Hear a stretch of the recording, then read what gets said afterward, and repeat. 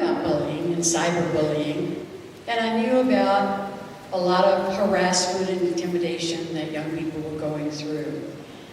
But when the story came out about the young girl whose family moved about, pretty girl who was the new girl in school, and of course the mean girls didn't like her, but the boys liked her, and one particular young man, and so they dated for several months through the summer.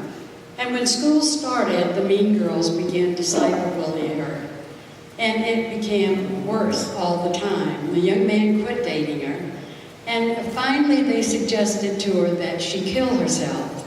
And it was so terrible. She had not made a place in the school where she had a comfort structure that she could fall back on. She was the new girl. She didn't have friends there, and so she finally did commit suicide with the scarf that her sister had given her for Christmas. It was something that just spurred Senate Bill 240. Senate Bill 240 is an excellent bill.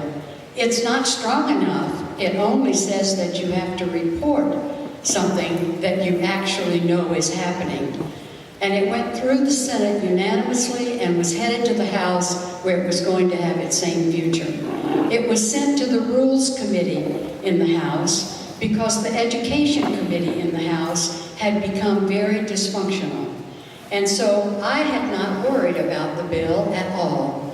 And the last week of the session, it got caught up in the politics, and they refused to put it out because 17 bills, but this was one of them, and they refused to take it to the floor of the House. It was not that the legislators were not absolutely in favor of people not being intimidated and harassed. So I feel that it has a future. I think it will come back. It's certainly not going to go away from my radar. And I think if you and I cannot stand up, our young people just don't have the skills to always do this. So I've changed my tactic just a little bit.